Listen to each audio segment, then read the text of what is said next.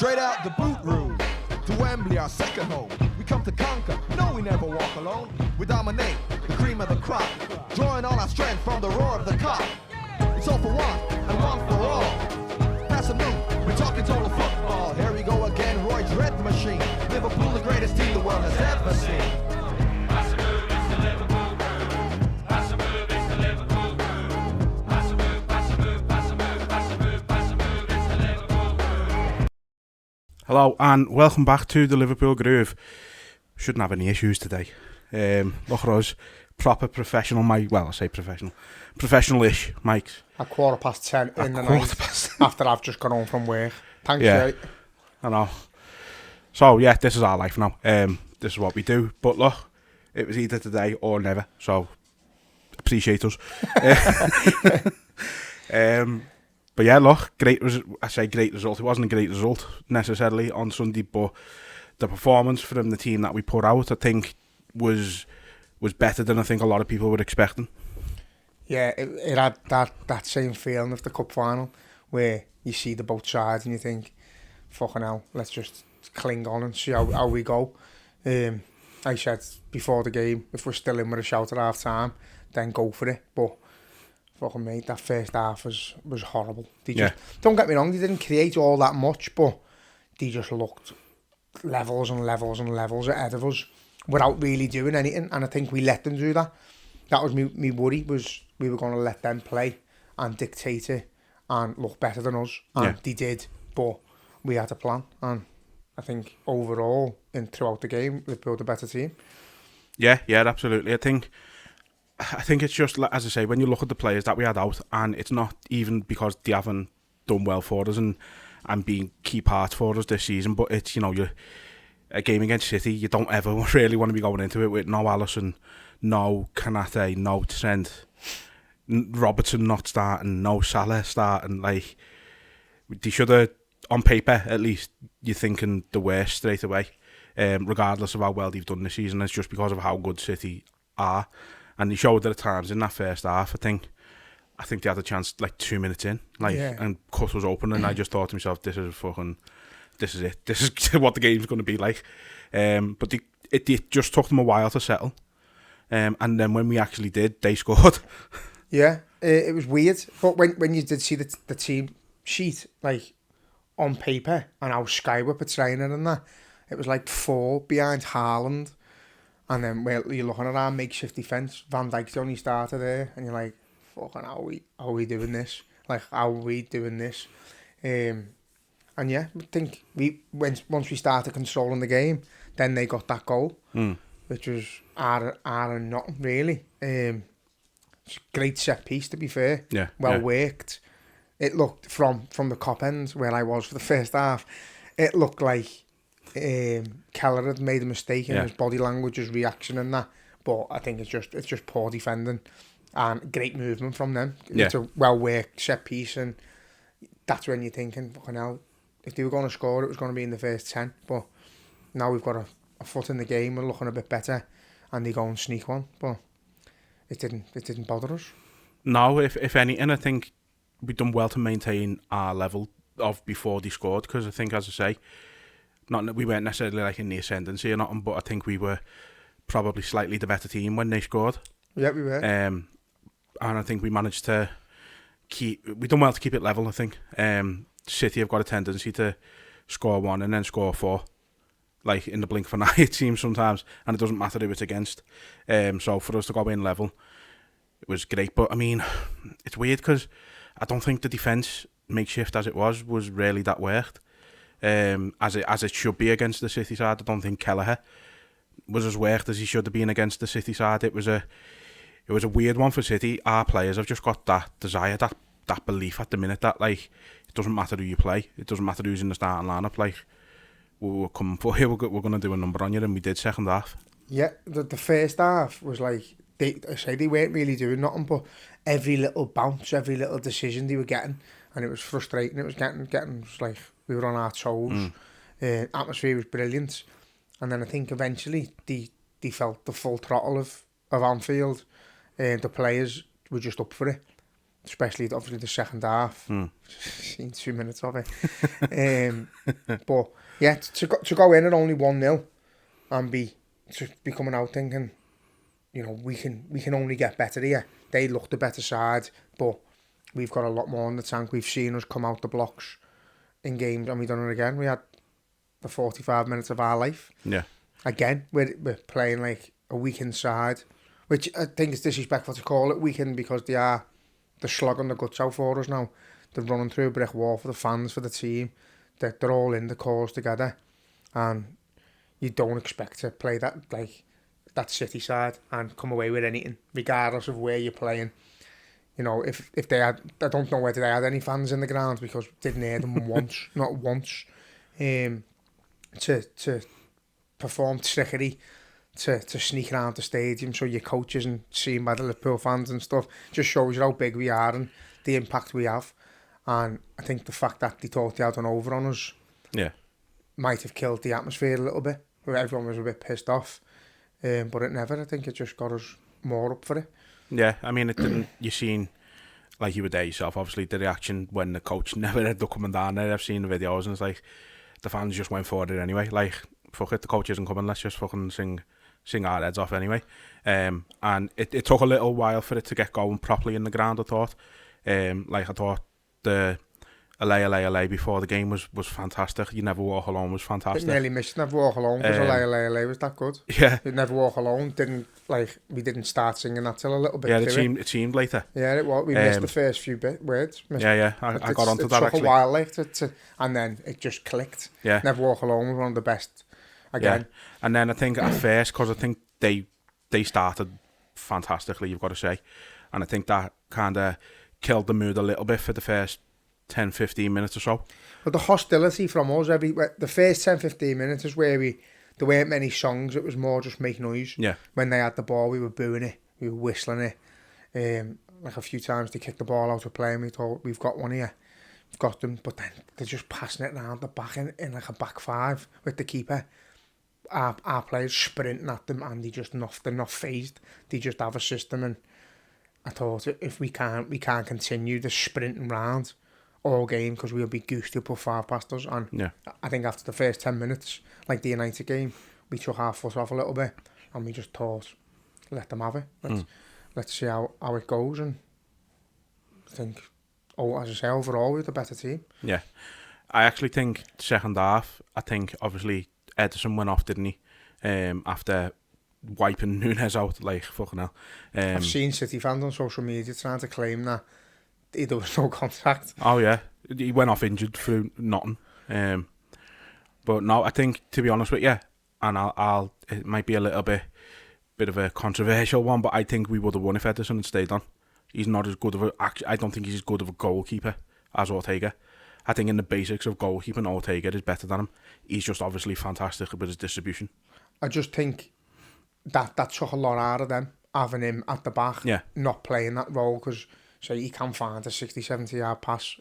If we're open and we get a bit overconfident, he's the man to play the ball through. So I think it was a bit of a catch-22 with that. But yeah, I think we just something switched in our heads the second half. In everyone, the atmosphere picked up again, another notch, and Liverpool were just on it. Don't get me wrong, they've still had chances. It was just a fantastic game of footy when I've seen the highlights. Yeah, when you've seen the highlights.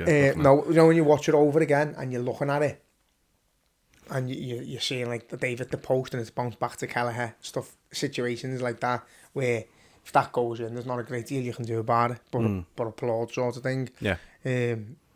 And there was just loads of incidents where could have been them scoring or scoring, but overall, you know, you keep the best striker in the world at the moment nowhere near your box. I think he had one touch in our box all game. Yeah. He had one shot. I think that was it. Yeah. So you can't call it as so we just toyed with him. We just toyed with him. He done nothing. So to have a makeshift defence like that and keep Haaland at bay, after you thought he'd be proper pumped for it, the comments he's made and that. There was just something in us where after that first half we've come out, we've scored, and you're like, It's only going one way. It's gutted not to have won, but if you'd have asked me fucking even 2 weeks ago, I'd have snapped your hand off for a draw. Yeah, said exactly the same. But I think it's a testament to how well we did play on the day that we are all gutted that we've only come away with a point. But you know, it keeps the title race like alive and well, doesn't it? So even if we'd have lost that, it wasn't over. No, like, without tight it is. People saying the draws killed us. I don't see where they're at, really. It's a fantastic performance. It's more a morale boost, Dave. If you're looking at Man City there, the Man City, I don't think home and away matters to teams like that. Yeah. Obviously, our atmosphere gets in their heads a little bit, but eventually they're going to click. For them to sit there and put that starting 11 up, Guardiola should be saying, how the fuck have you not beat them? How have you not beat them? Yeah. Why have you had one touch in the box? You big god. What's going on?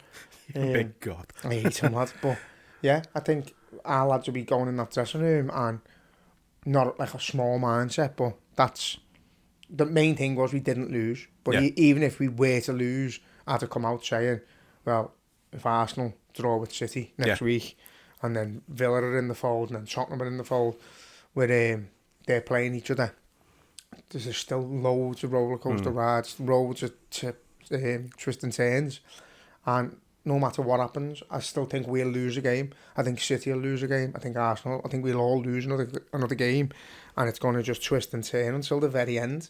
As long as we're still in the conversation and mathematically involved, you've got to believe. Yeah, and I think the key for me is that City and Arsenal have got to play each other still. It's, you know, I think we all kind of thought that, you know, Sunday was a title decider, and then fair play to Arsenal. They've went on this mad run, won, I think it's 8 on the spin, and, you know, made sure they haven't faded away, so you've got to give them credit where it's due. I counted them completely out of the title I think race. a lot of people had done that, to be honest. I think now, I do like, I know social media's not the be all and end all, but seeing comments from their fans, it's lonely at the top of seeing someone post like, I can't get my head around it. The top bike lonely at the top when you're on the same point as the team below you. So it's not lonely. It's the closest title race in years and years and years, and I don't think it works in their favour that they're top, and I've said that about us.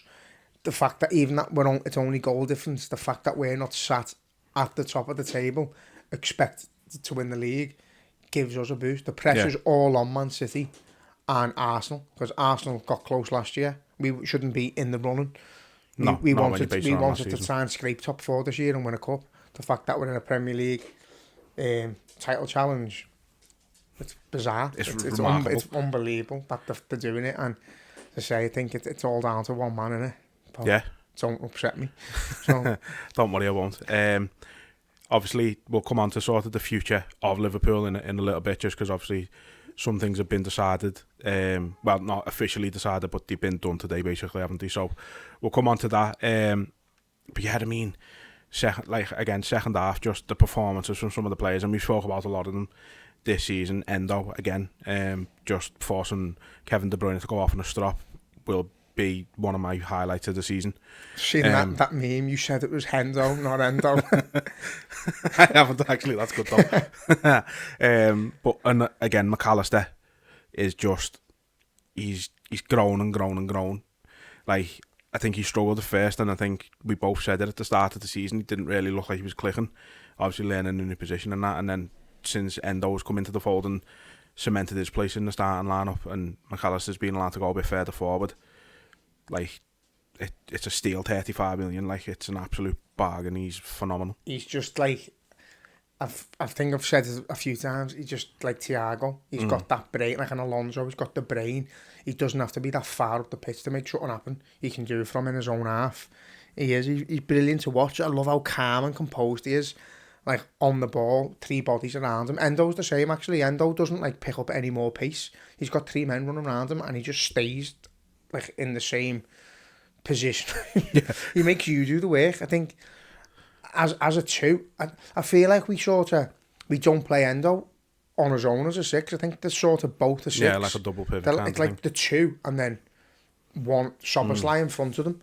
But them 2 at the minute, they're just fucking unbelievable. Undroppable. Like, Endo is getting the plaudits from everyone now of what he deserves. And when you're comparing his stats in the game to like Rodri, who's classed as the best in the world in that role, I want a gum shield, lad. I just love him. I absolutely love him. That's it. Endo needs to just bring out his own line of gum shields, lad. He'd fucking sell out. Christmas would be sorted in Liverpool. I don't know if you've seen that video Mother's Day, the birds need it as well, so... Yeah, I've seen that. It's like Foden's mother. I know, yeah. That was mental. But yeah, Enzo, just remarkable in the middle. Again, showcasing exactly why we've bought him. We've discussed him so many times, and he's probably, at the minute, both of our favourite players, because he gets a mention on every podcast for a lengthy period. Like, you don't expect nothing of him. He's just there, but he's just Mascherano. He just does the exact same job. You're not going to get absolutely loads out of him going forward, but you'd bet your life on him coming out with the ball if you're under attack. And I think he's more technically gifted than Mascherano was, though. Like, Mascherano was phenomenal defensively. Probably ended there. Probably the best holding midfielder we've had up until sort of prime Fabinho. But going forward, you knew if he had a shot, it was hitting the corner flag. It was one of them. But Endo, if you've seen it, if he's in front of goal and he has a shot, you're thinking, yeah, he's got half a chance this. So he's just got a bit of everything in him. Like, not world class at it, but everything he does it too. He's like the kids in PE, you can just do everything. Yeah. He can just do absolutely everything. If you give him a tennis racket, he'll beat you. Give him a badminton racket, he'll beat you. Have a go with snooker, he'll probably beat you. He can just do everything well. But defensively, his talk is how many people at the moment are better than him in a defensive role. There's not many. He's just absolutely brilliant. And again, it's great when you get a player who's 30, 31, is he? Or is he only 30, 30, isn't he? yeah. So he's 30. He's come in, not much expectation, and he's just setting that midfield alight now. We've said it before, he's probably the first name on the team sheet when he's available. He's just got it, lad. He's got that passion, that hunger to succeed, whether it's because he's at us or whatever, but he fits the red shirt perfect. He's just a Liverpool player. Exactly what you'd expect of your players who don't get noticed much. Yeah. He's loved by us already. The fans adore him because he deserves it. He comes in, puts a shift in, and he's Lucas but better. Yeah. Because, like you said, I think the difference with Lucas is because he was Brazilian and he's come in when we got him, he come in as an attacker mid. There was a lot of expectation on him. Yeah. In that sense, like, we've got the next Brazilian wonder kid, and don't get me wrong, he still forged out a good career. He was still a fairly regular in the Brazil squad, but then he's obviously moved to that defensive role and never scored a goal again in his life, I don't think. He scored one belter, and I remember his shot against Everton in the last minute when Phil never got sent off. Oh no, I thought you were about when Klopp pissed himself. Yeah, Klopp nearly died on the sideline, didn't he? But yeah, Lucas, I loved Lucas, absolutely loved Lucas. Again, he was another one. No one expected nothing from him. He was great, but Endo's just, especially now with McAllister's coming into his own, just oozes pure class. He stands out in the pitch. He stood out in the middle of against Man City. He just, like, he's doing keep-ups before taking a penalty. Like, what's going on? What's wrong with you? Stood there doing keep-ups. You seen it? Yeah. He's just like, everyone's not shitting themselves, and he's stood there doing keep-ups. And then again, he's got bodies around him, 3 or 4 bodies trying to take the ball off him, and he's just not phased. He's just so slippery. Yeah. He's just like, I don't even think Purple Aki would catch him. That's slippery, lad. No, you're probably right. I mean, he's been a revelation, and we said it at the start of the season that people from Germany, journalists, fans, Bundesliga fans were saying like what a steal it was, and then people who'd never seen him or heard of him were saying, "Oh, it's a terrible sign, and it's shit. It's not who we should be going for." And he's wiped everyone's eye. So, but even that at like 35 million, if it doesn't work out, it doesn't work out. Like, oh well, yeah, 35 mil. Just players there going for 60, 70 million. Paid 70 odd for Naby Keita. I know. He's still got a season ticket and half physio room. But no, that's all you want. Is the money's not ours. Why fans get so et up over what we're spending on players and wages and all that shit? I don't know. Yeah, You know, obviously there's a system in place there to go, well, we've identified this player for 35 mil. Would you rather go and get any single one of the Chelsea midfielders that they got over any of the ones we got? No. Would you? No. And they've paid quadruple the price. Yeah. Crazy, but yeah. Mental, innit? Luis Diaz, divided opinion, I think, on Sunday. Should have had a hat-trick, probably, at least. But I think at the same time, and I said this on Twitter, that's like second half, they couldn't live with him. I think we've seen both the best and the worst of Diaz on Sunday. He's just frustrating because he gets into brilliant positions, and sometimes he beats the last man and then stops to do it again. Yeah. And you're like, just fucking go towards goal. And then there's times where he shoots when he shouldn't, miss it shots. But again, I think we're at a point now where he's starting to play a bit like Nunes was, where he's doing the wrong thing at the wrong time and stuff. And we always add Nunes' back, so we should be doing the same for Diaz. We've seen the talent he's got, seen how good he is. You know, he's having a bit of a mixed spell where he's bad, but then he's good, but then he can make something happen. But as long as he's on the pitch, he's a threat. He's just got to be a bit more clinical. Yeah, you know, if he's clinical on the day, he probably scores. He does score 2 or 3. Yeah, and I think that's the thing. I said, like, you know, say if you had Jota fit and he was starting in place of Diaz, he scores the chances that Diaz missed. But he's not gonna like the way he had Diaz and Walker. The way he had Rodri and Walker on strings, like ran the whole length of the pitch. Jota isn't doing that. He's not that type of player, and he's not going to cause. He causes just different problems than what a Diaz would. So he mightn't even get the same chances that Diaz would have done. You know what I mean? I don't think he's the type who's going to try and break the line as much as Diaz. He's going to be in the box trying to get on the end of things, as we've said multiple times.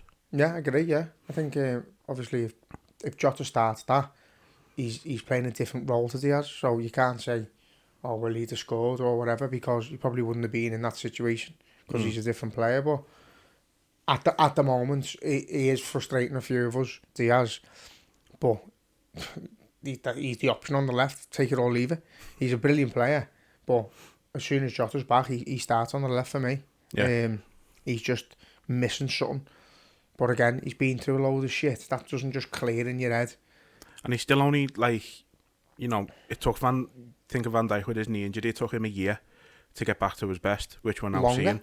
Longer, yeah. But we're now seeing it, and I think, you know, people probably disregard the injury he had a bit, because don't forget, he was out for a good 6 months as well. I think that's the thing as well, is a lot of his skill was quick turning and twisting and getting away from a player, and once your head's gone a little bit, that when you do that movement, your knee's gonna go. Then I think that's what he's doing. He's a lot slower, beating a man. He beats a man and then he stops, as if he doesn't believe he can go all the way. Do you know what I mean? But yeah, he's quality. We've just got to get behind him. We've got to get behind every one of them. There's 10 games to go in the league. Yeah, we've got to get behind him. Now's not the time to be saying, you know, fuck him and get rid of this but one. This and is stuff the thing. Like that. There's fans out there who love to see a player struggling because they go, "Oh, who are we going to bring in left wing next in the summer?" Fuck off. Yeah, we've got Luis Diaz there. We've got Jota to come back in. It's crazy. But another frustrating point: Diaz scores a great goal if Nunes can stay on side.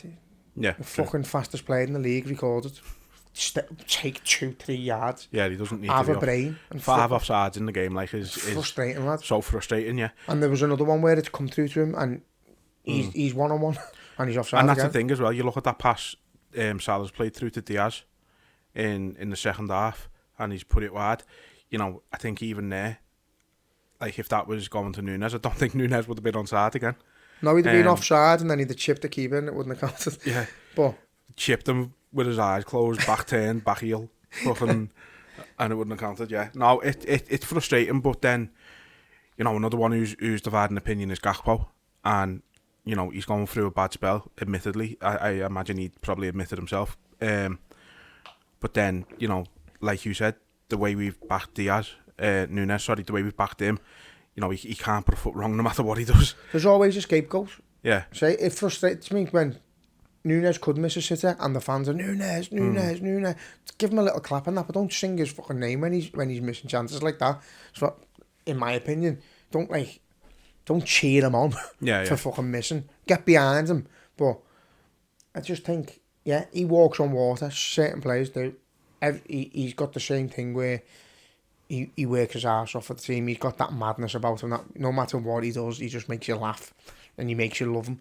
And he played all right against City. Yeah. I don't think they could do what they wanted at the back because he was just running around everywhere trying to get the ball back. But as he does.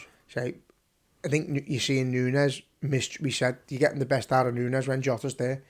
He gets a bit more freedom, and I think he's missing him again. I think we're missing Jota, but the situation is what it is. We're fielding the team that's the best on the day, and on another day Diaz scores that. And if it was Nunes who missed it, we'd all be frustrated, but we'd all get behind him. So do the same with Diaz. The only thing I will say about Gakpo is that chance where he's in the box and he tried to pass it to Salah. Just shoot. Next time you're in that position, Cody, if you're not, I know you're not listening, but if you are, just shoot, please. But do you know what though, lad? I think that's as you just said, he's not in a great moment. Don't get me wrong, he's still chipped in with a few goals and assists and that, but that's when you're passing the ball. You don't want to have the ball, so you're getting rid of it. If you're shooting, there's people on your back. And again, that's the fucking case of social media, because they do see it. Yeah, of course they do. And they do watch us.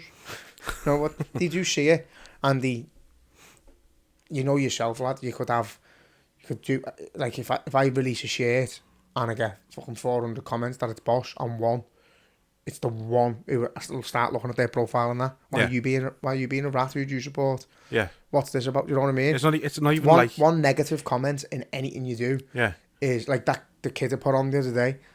Yeah. All the Bosch comments never got anything from me. Yeah. All the bad ones, I wanted to go and find out where they lived, because I thought you're slating a kid for dressing up as his idol when you aren't even from the city. They're all from fucking everywhere else. Tory destroyed cities as well, like fucking Newcastle and Aston Villa and all that comment on it. As we like, say, it's the popular thing to hate us, isn't it? But I mean, it's not even necessarily like a negative comment or anything, but like, you know, I can put one of our podcasts up on YouTube and it might get a few likes, but then it'll get one dislike, and that'll piss me off more than the likes made me happy. You know what I mean? Yeah. And it's just little things like that. And I think just the way our brains work. Yeah. But negativity does, you dwell on it, and with footy players, they do see it. There's no hiding from it now. But yeah. I don't think Gakpo's done an awful lot wrong. I don't myself. I think when he's been in, I don't think we play a system that suits him.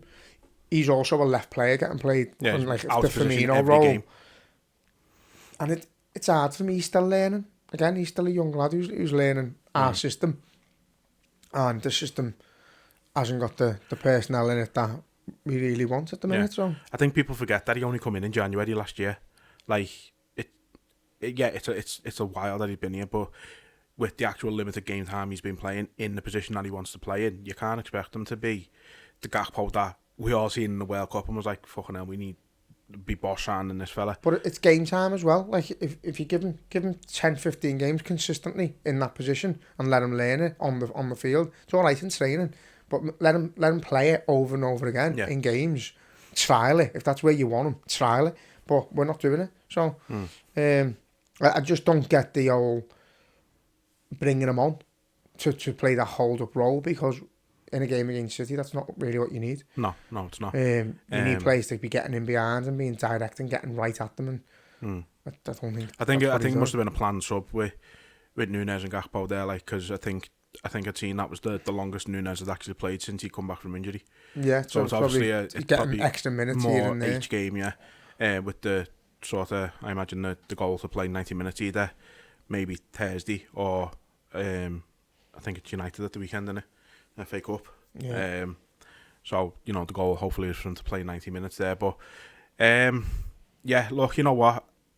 Performance-wise, made up. Couldn't ask for any more from them, in all honesty.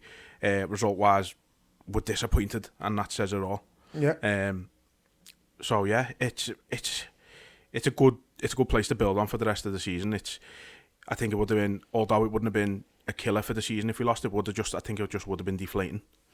Just if they'd snuck a 2-1 and we played like we did, then I wouldn't have looked into it. I'd have just said, fucking bastard, we didn't deserve that.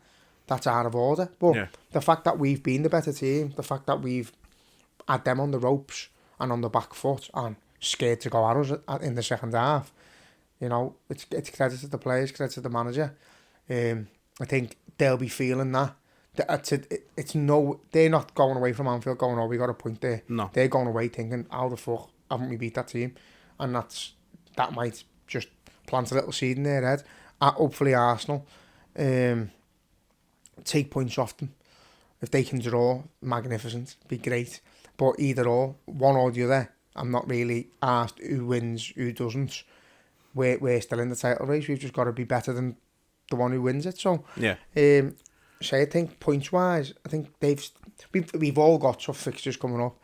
But I think City have got Villa to play, Tottenham to play.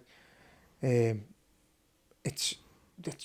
depends what team turns up on the day. Yeah. City have fluked through a few. Arsenal have scored a few late ones. I love the comments from Guardiola. I don't know whether it's true. About Liverpool Arsenal need 90 more than 90 minutes to win, and Arsenal need 20. Need 25. But which is funny because I put a picture up from Sky Sports the other day that both us and Arsenal have scored the most winners of after 90 minutes this season. So 10 each. Not really sure what Baldy was on about there, but the same Guardiola who said we've never beat them at the Etihad. Yeah, just a Champions League game and I think he meant in the league, but obviously Champions League. And just to throw it in there, even though it wasn't Guardiola, Klopp's very first visit to the Etihad with us, we won there. So 4-1, Martin Scales scored a fucking worldie from the edge of the box. So yeah, you're wrong, Pep. Anyway, bald-headed seagull. One thing we haven't brought up, and people probably be fucking calling us mad and calling us all kinds for not bringing it up to this point, but obviously last minute of the game, Jeremy, is his name Jeremy? Yeah, Jeremy Doku. Jeremy Kyle. Sweet chin music to McAllister. Or sweet chest music rather. I don't understand it. I don't get how they haven't come to the conclusion that it's a penalty. Whether Michael Oliver, I haven't seen what Oliver's position was like for it. If he hasn't seen it and can't give it, fair enough, but that's what VAR's there for, or what it should be there for. I'm out of words, lad.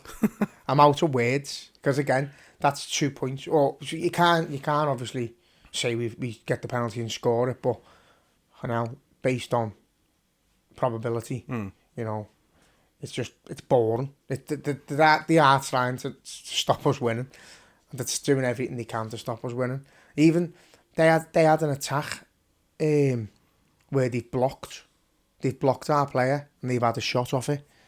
So they've blocked our defender from defending and they've got a shot off on goal. The same as Endo. You want about the corner in the where cup, they scored from? Yeah. But don't forget though, Endo was done for offside. You can't be offside from a corner, so. No, but he's still blocking him. I know, but Endo wasn't given as a foul, it was given as offside in the final. Oh, was it? Yeah. Yeah. Wasn't given as a foul. Otherwise, I'd agree with you. But the fact that it was given as offside and not a foul, obviously you can't be offside from a corner, so it's not a... No, but they're saying he's offside while he's appeased him, hasn't he? Endo was, yeah. But Ake, for the goal, couldn't have been offside because it was a corner. No, but it's still a foul, isn't it? Is it? Endo being offside. Well, no, they're saying... not impeding the player. Well, no, but they're not saying it was a foul, though. They're saying because he's impeding the player, because he's stopping his run in an offside position, it's offside. Not a foul. You're allowed to do it in an onside position. Yeah, it's essentially. Weird, isn't it? How? I mean, I suppose in a way, they actually have been consistent with it, because neither one got called as a foul. It's just one was offside and one couldn't have been offside by the laws of the game. Sad. But no, a lot of people said that, and it took me a little while to realise that as well. So everyone was getting at that point. But I just don't get how being offside and impeding the player is only a foul because you're offside. It's not a foul. He was just offside.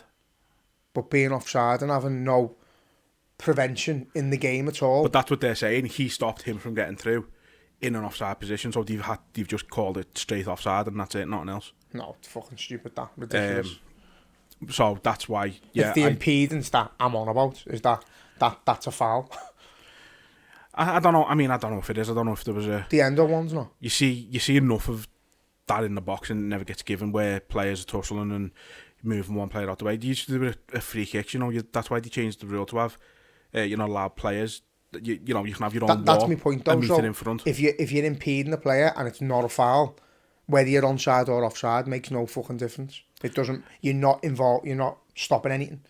But if it's a foul, it's a foul. If you're offside and it's not a foul, then you're not involved in it, are you? What they said in the final is if Endo wasn't stopping him, he would have. He could have got the. He could have, because there's no guarantees, obviously, but he could have won the header. He's already fucking turned it back.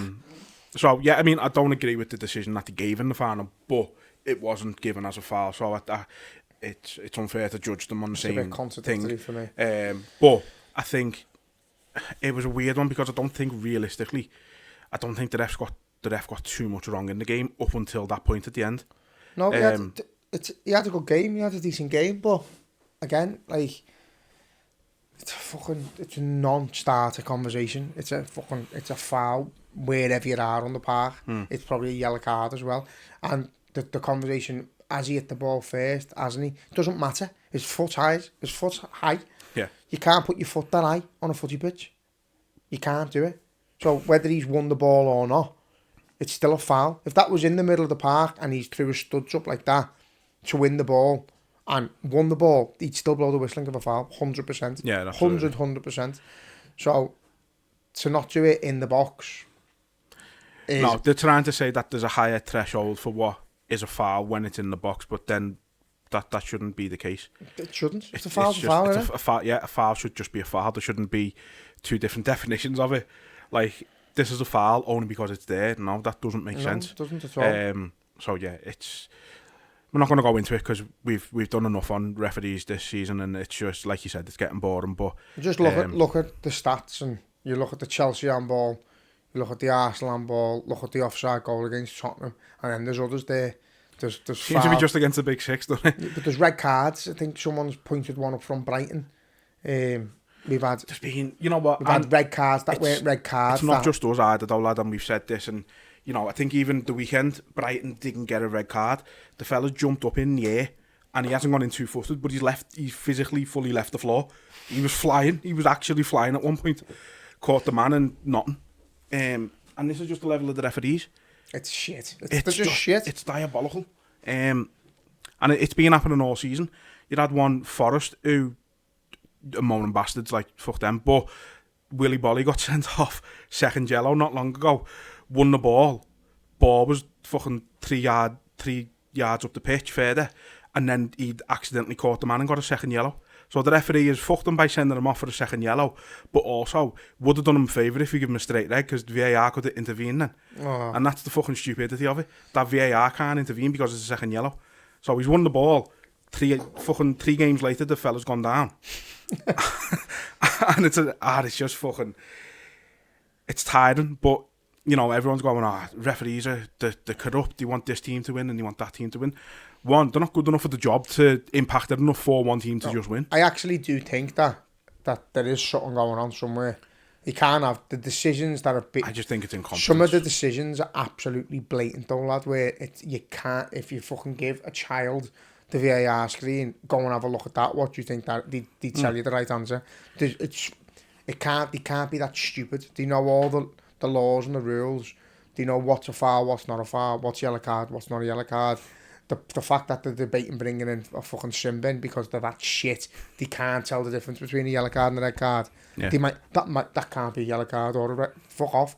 Don't want sin bins either, but I'm bored of them. I'm just bored of them. Yeah. They're ruining the game. I watched the I think just after Monday Night Football last night, through the years or something, the Premier League years, and it was the year 2000. You've got Gerrard, Keane, Vieira, proper tackles, proper football, the fans, even the stadiums.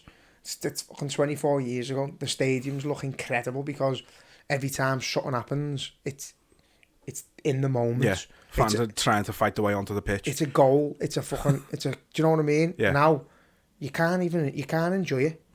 No. You can't enjoy it unless it's a penalty. Yeah. And you know it's gone in. Yeah, and even then, if the keeper, you come a little bit off your line there. Yeah, Sorry. but there's just watching that, like it was like proper nostalgia. It's 24 years ago, but that's weird to say. 24 years ago. That's sickening. But yeah, it's just football should when you watch that and you compare it to this, it's a fucking farce. They just need to go back to basics, and I wish they would go back to goal line technology. The end of, what's the when you look at the financial aspect of if we scrap VAR, what do they actually lose? Because they've got all the cameras there anyway to televise it. So what are they losing? They can't. The software can't.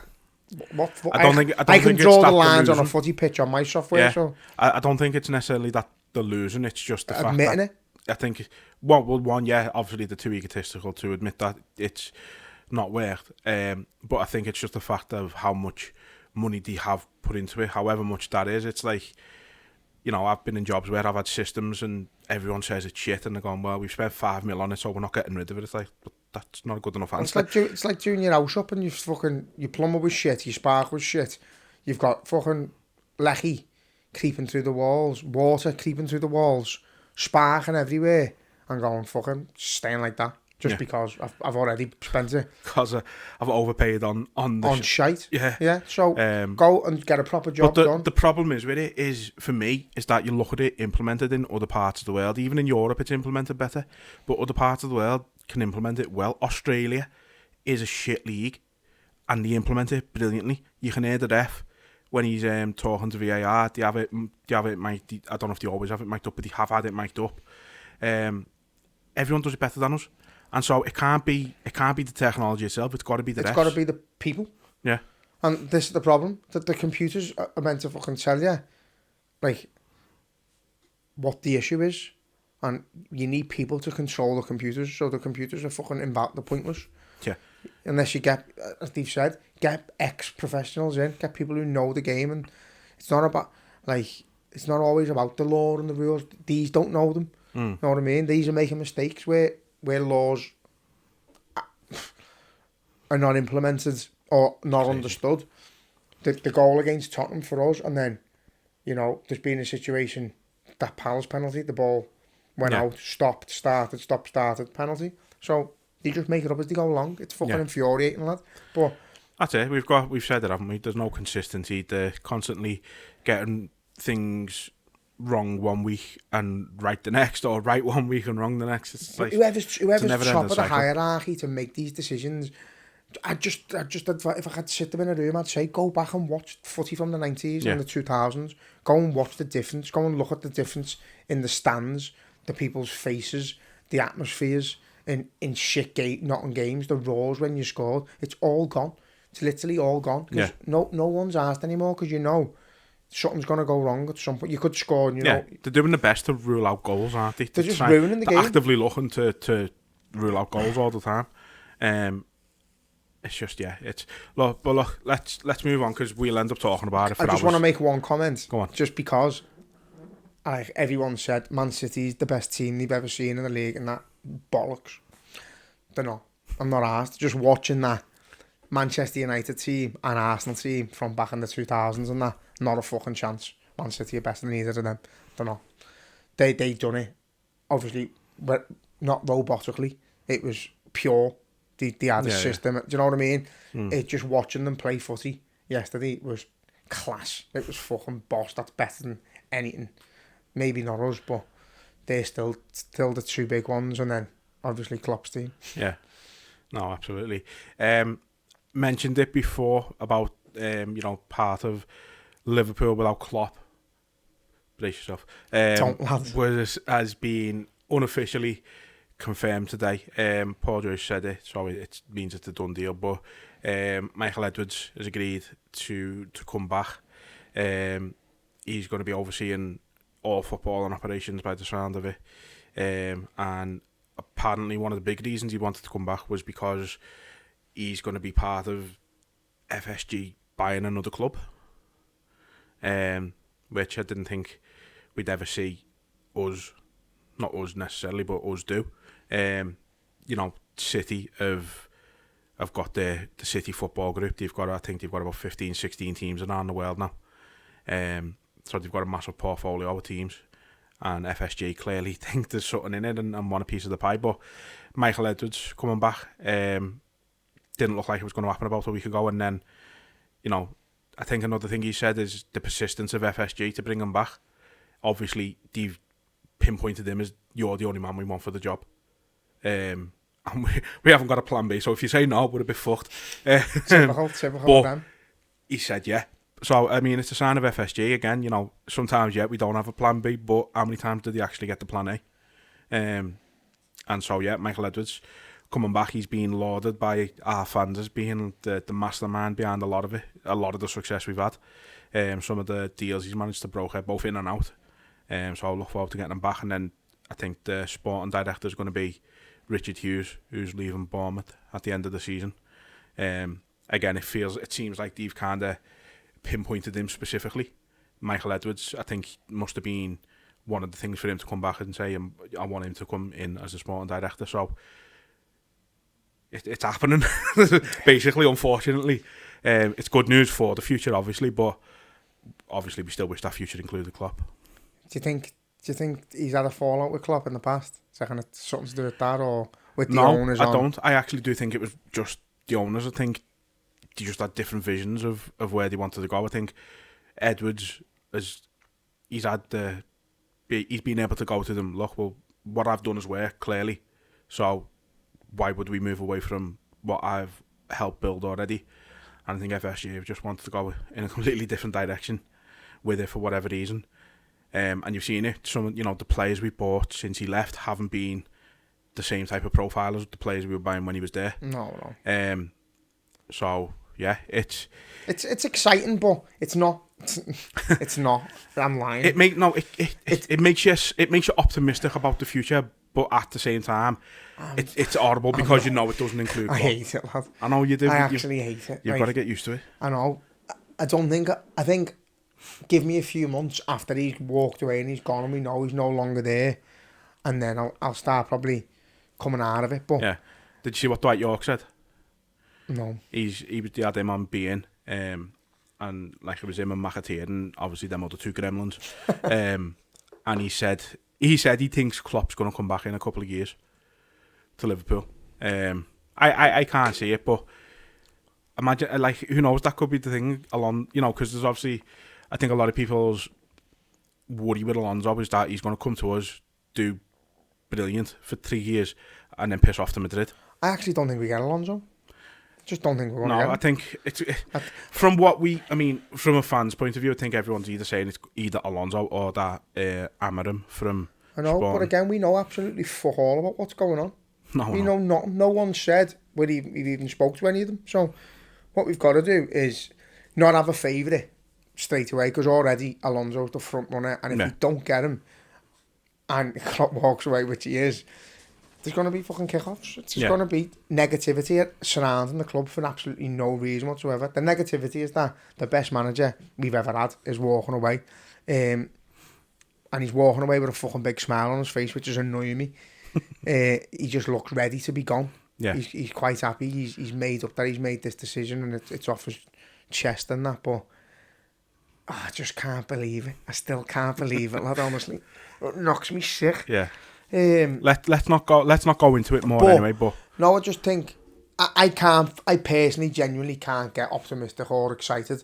I don't think this is the end of Liverpool by any means. I think I said a while back, new manager comes in, we've got to respect the fact that it's going to be fresh ideas and it's not Jurgen Klopp. Don't want him to replicate anything Jurgen Klopp's done in terms of personality. Fist pumps to the cop, none of that shit. Do your own thing, get your own traits, get your own team set in. I don't want anyone to come in and go, oh, well, this is Klopp's team, I'm ripping it apart. I want someone to just come in and accept that the team we've got is brilliant. Maybe add one or two more new faces who fit the new system that we're most likely going to be and play a system that our fans want, an entertaining system where we attack we're solid at the back. And yeah, Michael Edwards being involved in it is obviously good for transfers, because he's a big name. Players have seen what he's capable of doing, so that's big. But yeah, I honestly have no optimism. No. I don't think, as I say, I don't think we're in any danger of slipping down or anything. I think it's a Shankly-Paisley situation where a man you really can't see anywhere else. You can't see anywhere else. You can't see the club without him. Can't imagine going to a match and Jurgen Klopp not being stood there. But then eventually fucking time heals, lad, and whoever's on the sideline, if he's doing the job for the club, happy days. We're winning trophies like Paisley did, but at the same time, it'll just never be the same. We've got to accept that. Yeah, we have. So look, look, we've made them sad now. So last couple of bits then before we wrap it up. Obviously, last Thursday, Sparta Prague, just exactly what I wanted from a results point of view. Anyway, I seen the team. Wish we didn't go as strong as we said it last week, didn't we? You know, I was putting Steve McManaman in the starting lineup and everything. So the fact that we went that strong was a shock. But I think it was a case of, I want to put this to bed now, today, and we've done it at a cost. Hopefully, you know, Konate isn't that bad. I think Klopp said Konate had basically said to him, if I sprint one more time, I'm done. So get me off, basically. Lazy bastards. I know. No, but I mean, I like it in a way that he's recognised that himself. Yeah. That, look, I'm about to go here. Take me off before I'm gone. And, you know, we might only miss him for a game or two rather than 2 months. No, but again, like, Konate's out the side and then you've got Qantas starting, and there's between the 2 or 3 of them, you're not asked. It's 2 No, of you're not. Qantas absolutely fantastic. And even more so now after Sunday with how he dealt with, you know, Haaland. I mean, the big goth demon. The big goth demon. That's what we'll call him from now on. No, but how he's dealt with him when he was playing for Bristol Rovers last season. 2 of our defence were playing in League One last season. You know what I mean? It's ridiculous, or League Two possibly. Last season, it's ridiculous. Again, it's credit. It's credit to Klopp. It's credit to these players that they're getting the chance and that they're taking it. But again, I've said about Konate, he reminds me of Sakho, where he can have a good game and then he's like a bull in a fucking rag shop. But literally, I think he's last few months he's been well better. I think he's a lot better footballer than Sakho ever was. Thing is with Sakho, and I always said that about him, is when he was on, he looked the most He just looked like Jimmy Sayori player. But that's what Konate's like, I think. His passing and all that, like everything you want from him, was actually really sound. Sakho was a good player, but that's what Konate reminds me of him. But in the past few months, I think he's been faultless. I think he's been spot on. But obviously return game Thursday. Again, some of the kids probably get a start there with it being 5-1. Should have been 6. I'm not being funny though, they had some chances, didn't they? They Kelleher did. Was unbelievable. You know what though, lad? Everyone has chances against us. That's the thing. No, but they were goals. Like some of them were goals. Again, Kelleher are absolutely brilliant. Queven Allison in goal is, and obviously we joke, but that's the biggest compliment you can pay him at the minute, is that we're not missing Allison. Yeah. We're not. How can you say you're not missing the best goalkeeper in the world? It's bizarre. It's fucking and that's ridiculous. Where we're at. And again, it's like, I don't want to keep blowing smoke up Klopp's ass, but no other manager does what he does. Like, how the fuck are you getting these players? Yeah. Who aren't playing all the time to just perform like this? It's mad. It's bizarre. It doesn't make sense. That's just the desire they've got. We shouldn't be where we are. We realistically shouldn't. And we're like you said, we should be challenging for top 4. Yeah, we're exceeding expectations, and that's why Klopp's getting off, because he feels like he's done enough. He's won what he could win. We're challenging now, and he's going to walk away and leave this team to incapable hands. Hopefully, the conversations have been had. If we haven't got someone lined up, it's fucking dreadful. Yeah, that's absolutely dreadful. I think getting Edwards and this Hughes guy sorted now, although technically not joining until I think it's the 1st of June, but I think it must all be coming into place. To get them two sorted now means they can sort of be involved in the discussions, even though they're not officially working for us, I suppose. Yeah, that'll be underway, lad. I think it's got to be I wouldn't done. be surprised if it's already nearly a done deal. It's got to be done. We just don't know who it is. Obviously, I know we've just spoke about this and we're still talking about it. We're bringing Graham soon. That's out of retirement, aren't we? But give it to Kenny. Yeah, again. But again, I just wish it was. If I could have anyone, I wish Pep Linders would do a bouncer and it was him. But I get why he's going now. Like, he wants to go and cement his own. Is he going to Ajax? Supposedly, yeah. But he wants to go and create his own legacy. And I think, like we said last time, you know, the whole thing with Klopp and his backroom staff is they are a team. Yeah. So where he goes, they part as one, don't they? So, you know, who's even to say that he doesn't go away, do a boss job elsewhere, and then come in 5 or 6 years or something, you know what I mean? The door's still open for him there. It'll always be open. And I think if when we're at another point where we need a new manager again, I'm sure he'll be on, if it's still FSG, he'll be at the top of the list. Well, that's what I'm hoping. I've just got a feeling that whoever's available is being available and it's the right time for everyone involved. I think I honestly believe Klopp knows who it is and thinks, yeah. As long as it's not Jose Mourinho, because I know he's available, he just got sacked again. No, but I think it's been like a mutual thing where, yeah, this lad's doing well. If you can bring him in and let me leave and peace of mind that this team's got the capability to win. Yeah. It's just the idea of Chelsea and City getting done and if that even happens now, Klopp with the not changes, being there. Suppose it changes anyway. They're changing all the financial rules now, aren't they? They want to change them. Want to make swift changes to them to align with UEFA's new things where you can basically, clubs will be able to spend up to 85% of their income, basically, which means that City. I don't get it because sure, the charges City's are there, so real, if they've all, well, yeah, it's not. But the thing is, for me, people are going, well, you know, obviously Everton fans are moaning about it, changing the rules after we've been done and things like that. But the thing is, surely if they've been charged under the old rules, then them charges don't just go away. Like, the charges are still there, even if they change the rules. Yeah, definitely, yeah. You know, if you fucking throw a brick through someone's window and get charged for it, and then like a week later they go, oh yeah, it's not a crime anymore, so, but you've still been charged with a crime anyway, to begin with. It doesn't just go away. So, yeah, I don't know, it's a weird one, lad, but I just wish he was around for them, but that's going to be years and years and years anyway. Yeah, I know. So yeah, on to Thursday.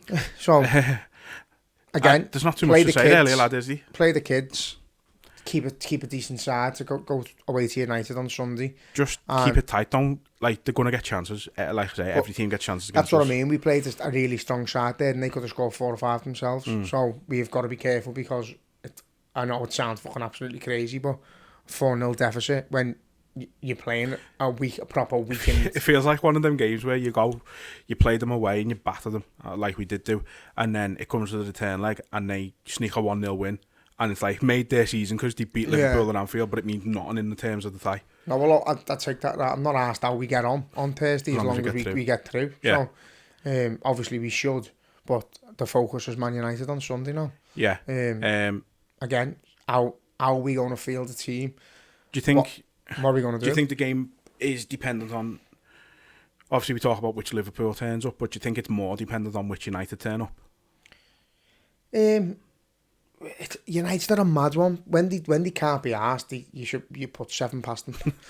As we've seen. Yeah, you're capable of putting 7 past them when they can't be asked, when they're not on it. When they are on it, they're dangerous. Yeah. They can get in behind and they cause you problems. So it depends. The frustrating thing about playing them at home in the league was they were shit. They didn't look. But they knew they played to their very few strengths on the game. It was like a boxing match where they're just clinging on to you. Every time you throw a punch, they hold you. And it's boring, negative. You can't blame them now, can you? Let's be honest. The form we were in at the time of that game, the form they were in, just getting out of there with a result for them was massive. So it's just crazy when you talk about Man United, and as I say, watching that show last night and seeing the old Man United, imagine Alex Ferguson coming to Anfield and clinging on like that. 0-0. Like, even if they were in bad run of form, they'd come and try and put 2 or 3 past us, because that's what the great sides do. And under him as well, like, no matter how bad they did play, they always seemed to fucking get a result at Anfield, didn't they? It's horrible. I say it all the time, the amount of fucking absolute crabs that come from United and scored winners at Anfield over the years. Not even John just at O'Shea. Anfield, just against Liverpool. John O'Shea, Diego Forlan, obviously had a boss career elsewhere, was absolutely shite in England. Who else has scored against us over the years? Rio Ferdinand scored a fucking worldie. I think he scored about 4 goals in his life. But this is why we hate. This is why I sort of miss Man United being good. Yeah, I know what you mean. I'm watching them walking into like a packed Old Trafford, the way they did down the tunnel, through the tunnel. No one fucking speaking and being mates in that. Just aggressive, just nasty looks on the face. Teddy Sheringham looking like he was chewing a fucking lemon. One miserable bastard in. But that's what made them them. Yeah. That's what made them Man United. That you hated them. It was drummed into them to look fucking horrible. They just all looked horrible. Yeah. And I got up a bit yesterday and I was looking at them thinking, I fucking hate you again. And it was great. But now that the shit and they're irrelevant, it's a bit annoying. Like, I'll be honest with you now, if you could fuck Man City off back into League 2 where they belong and make Chelsea an average half-decent side again and put Arsenal back at the top with Man United, but throw us in the mix at the same level as them, I'd love it. I'd absolutely love it because it was all through merit. It was all through like the tricks of the game, the not bending the rules, but knowing what you could get away with and what you could say to the press and what you could say about referees, and that is why Ferguson was brilliant. Yeah. But well, look at him. I mean, he refused to speak to the BBC for the last 15 years of his reign there, you know what I mean? It was always his assistant going to speak to the BBC on Match of the Day. Like, he that's the thing now, like, he didn't care that if he didn't care what he said got him into any trouble, or he just cracked on. He just got on with it. He made them the best team, and they were. And I always say it to this day, they never really played the best football. How many times did you played United back then? All the players they've got, and you've watched them a few games before and gone, they're shite. Them, we're gonna fucking batter them, and then you get a 1-0 win. Yeah, and they boss the game. It's crazy, and that's what they used to do to you. That was the beauty of them years ago, and this is fucking gone weird where we're talking nice about Man United, but what my point is that they were a proper team where you felt sick playing against them because of how good they could be, no matter what form they were in. And I miss them days with them, where now they're irrelevant. It's a bit shit. You don't really feel that fire anymore. Yeah. So hopefully, now I've seen that, I'd love nothing more than to get to Old Trafford on Sunday. First 30 seconds, a fucking big tackle, you know what I mean? And it go off, and it'd be back to. I'd love it to be back to them days. It'd be brilliant. I don't half miss it. Yeah. But yeah, we've got to go there, confidence. Say the team that's just played against Man City and done marvellous. We've got to go there with the same attitude. You know, we're better than these, no matter what team they field. We're better than them. Fuck it, that's in their stadium. Fucking like a library anyway. Go for it. Just go for it. Yeah.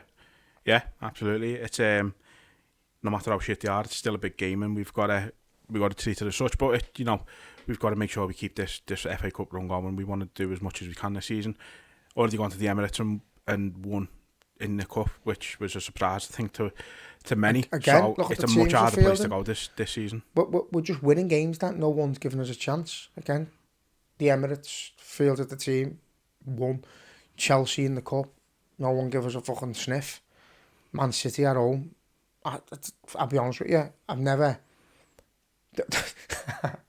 There was a lad, I was queuing up to get in the car, and there's a fucking lad shouting to his son, "Stop it with the fucking negativity! Stop it with..." He must have seen the team and being like, "I'm not going in that ground. I'm not going in."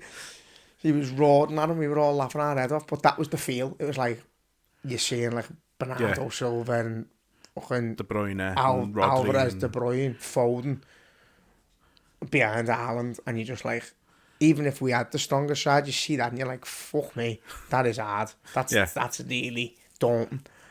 We dealt with it. So yeah, go to Man United, give them absolutely fucking zero respect. Can't play, I always say it, but we still do. Don't play a big high line because, you know, the speed of Rashford, and you've got players who can get in there, cause us issues, but just totally disrespect them. Just fucking go there and pull them apart if we can, if we turn up. I want to mention Harvey Elliott as well. Sunday, absolutely fucking everywhere. Again, runs himself into the ground, that kid. He is class. I love him. He's unbelievable. I love him. He's an 8 out of 10 every game. He's very important, and he's starting to impact the game from the start now. I think we've said it this season where we've said, he's an impact player coming off the bench. He's better coming off the bench, and he's starting to now really get into his role, and he's impacting the game from the word go now. So long may it continue. It's even that with him. Like we say it about Salah, when Salah's not involved in the game, he does his bit. He tracks back. He works hard. He presses. So he mightn't be very great offensively every now and again. And Harvey Elliott's finding that way. You know, he mightn't fucking create a chance or get a shot off, but he'll slide tackle on the edge of our own box, and he's right at the crowd when he does it. So yeah, he's got the world at his feet, that kid. Like, I can't wait to see where he goes. Yeah, but same. It's all his attitude again.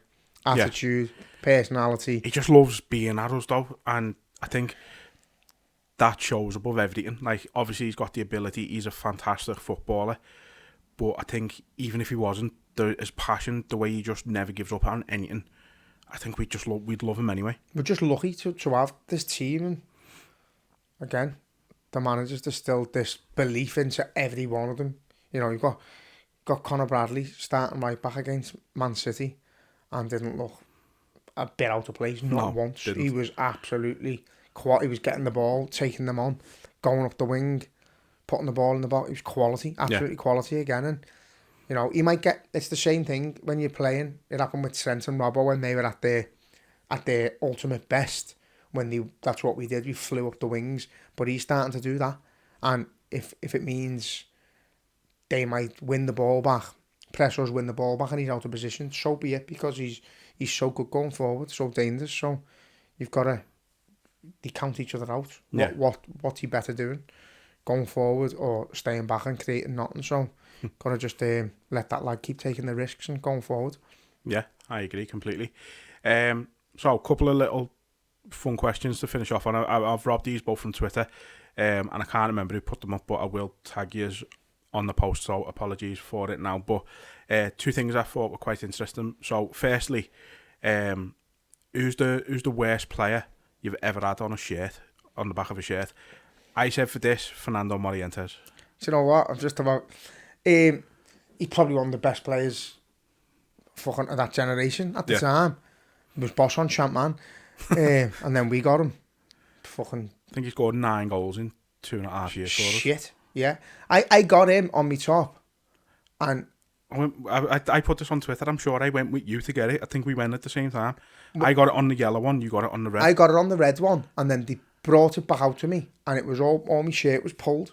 Yeah. And he had, but, I was with you. And he had to take it back in, and they give me a brand new one. Yeah. It was fucking made up. Yeah, I remember, lad, we went together. But yeah, Morientes, I didn't get many names on my shirt when I was a kid. I think I had Gerrard on one when he was number 17.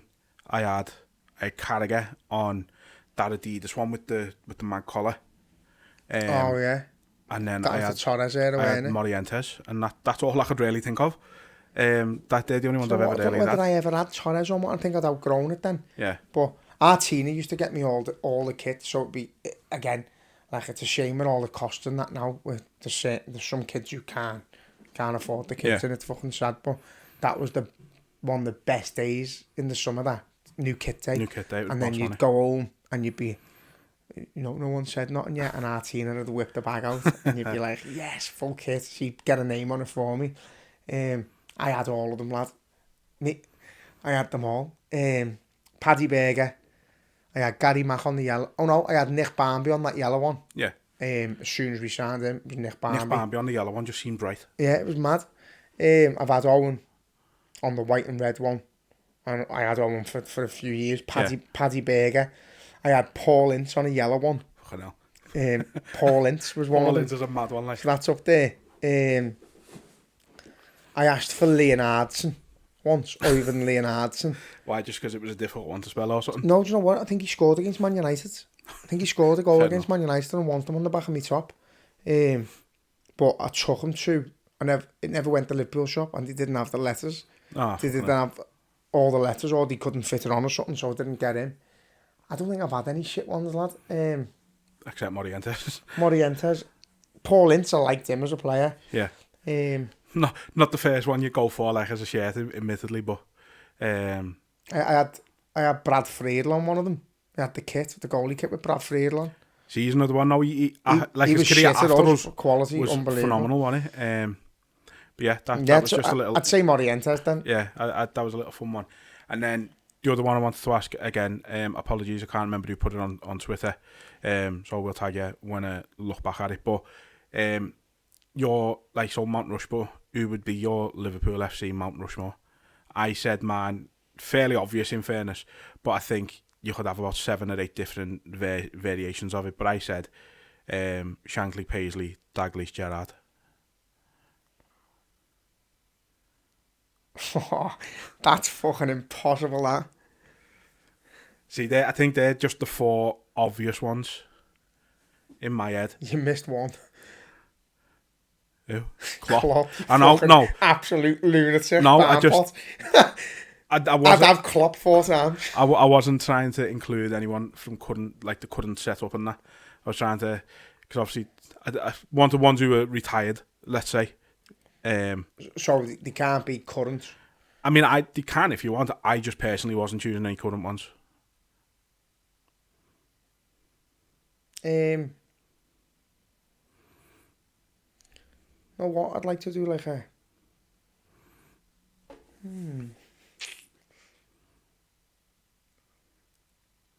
It's hard. It's hard. I'm trying to be clever with it, but... Yeah. Go Ray Clements. Yeah. So I'm not having a manager. Okay. I'm having Ray Clements, Tommy Schmidt, Kenny Dalglish, and Fowler, just to be different. It was hard, lad. As I say, I went for the first. They were genuinely just the first 4 that come to my head, and then you think about it, and like, you know, you could easily have all 4 that you just named there. I was gonna try and do like a Scouse one. Yeah. You could, and then, you know, you could go like, I can imagine having, you know, you could go Phil Thompson, Phil Neal. I'm just thinking of 4 players again here. You know, Graham Souness. Yeah, Graham Souness, Kevin Keegan. That's so many. This is the thing with us, is if you've asked us to pick 4, if you asked us to pick 11 players and 11 subs, it'd be impossible. That'd be hard. Yeah, it would. But yeah, no, just it piqued my interest, so I thought I'd ask you. I feel like it's pissing me off because you watch tomorrow, right? I can see it, but I can just see on Twitter you're gonna rack your brain all day, and you'll put about 14 different Mount Rushmores on Twitter. It's like I can see it, and I can see the fit. I think Tommy Schmidt's definitely in there for me. Yeah, I'm having Tommy Schmidt. So I went to that Lava Girls event the other day. Oh yeah. And his daughter was there, saying stories. So when he had dementia, Tommy Schmidt, I was working doing the electrics in the place where he was, and I remember putting a light up in the corridor, and I just popped around, like, all right, lad, and turns out it was Tommy Schmidt, and I was like, fucking hell, it's Tommy Schmidt. So I was like singing, like subconsciously, Scouser Tommy and that. Yeah. And I was like, you're all right, Tommy? And he's like, yeah, I'm sound. Just having a nose. And then popped his head in, popped his head out. And then for a few months, as soon as we got a job there, I'd be straight there, couldn't wait. He'd be in the communal area, entertaining. But his head was like completely gone. You know, I read a thing that he'd been to a Liverpool show in the Empire, and I seen him the next day and said, "You enjoyed the show, Tommy?" And he was like, "What show?" And the nurse said to me, like, "Oh, don't be bringing anything up like that, because he doesn't know." But anyway, great fella. His daughter was telling a story about him taking them to Alton Towers when they were kids. And they lined up for ages. And obviously he's got the, what's it called, the persona that he's a fucking big hard knock. She said he was a lovely, soft, loving dad, but anything never went his way. He was a fucking a narc, basically. And they've said they've queued up for hours for this ride. I think it was Alton Towers, it was a fair somewhere. Yeah. Queued up for hours for this ride, and it's got to them. And he's closed the ride and gone, that's it, park's closed. And he's like, it fucking hasn't. It hasn't closed. She said, true to my word, we ended up on the ride. We were the last ones. And yeah, there's so many characters in the club, and again, so many legends. Some here, some not, and that's the beauty of this club, lads. They just live on forever, don't they? They do. Look, let's wrap it up there then. As it is, 11:15 now. Shut up. So yeah. Hopefully we don't have to do it this late again. But needs must. It's been enjoyable, definitely. Sound quality will be better. So we'll see. That plugged in. Yeah, it definitely is this time. Fucking hell. But yeah, hope you all enjoy listening to us have a chinwag, basically. And yet this is likely to be the setup from now on, to be honest. So get used to it. Yeah. We had a little sort of gym/studio I was gonna set up, but we like this. This is more we like the homely, little aesthetic of this, don't we? Like the little home bar. You'll see us have a drink one day. Yeah, just not a fucking 11:15 at night when we both got work in the morning. So with that being said, then United on Sunday, we're gonna smash them. Sparta Prague, we're getting through to the next round, and until next time, up the Reds. Up the Reds. I was gonna ask you